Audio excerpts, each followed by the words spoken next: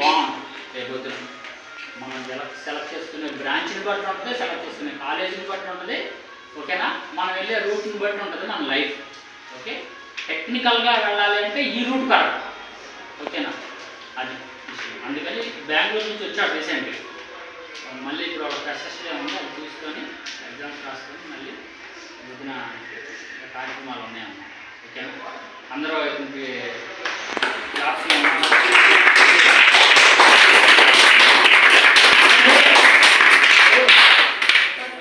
నేను కూడా నా బ్యాక్గ్రౌండ్ కూడా నిజంగానే ఇంపార్టెన్స్ ఇచ్చేది మిడిల్ క్లాస్ వాళ్ళు పూర్ గవర్నమెంట్ స్కూల్ నుంచి వస్తారు.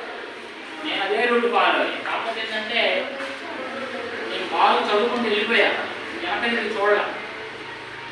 కానీ నేను వేసిన స్టెప్ కూడా రాకపోతే రేటు నాకు తెలియదు. కానీ వన్స్ పిహెచ్డీ అయిన తర్వాత కరెక్ట్ రూట్ అయింది, నాకు కొద్దిగా లేట్ అయింది. మంచి రూట్కి వెళ్ళాలంటే డిగ్రీతోనే సెట్ అయిపోవచ్చు, ల్యాక్స్లోకి వెళ్ళిపోవచ్చు. ఓకేనా, టీచింగ్ మాత్రం డాక్టరేట్ అవ్వాలి. టీచింగ్లో ఉండాలి అంటే డాక్టరేట్ అవ్వాలి.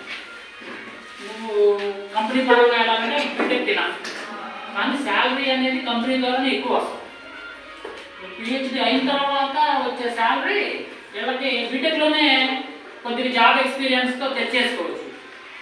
5-10 years లోపే తెచ్చేసుకోవచ్చు ఆ శాలరీ. అందుకని కోర్స్ సైడ్ ఎక్కువ రిఫర్ చేస్తాను నేను. వీళ్ళు టీచింగ్ వస్తాను ఎంటెక్ చేసి నేను వద్దాను.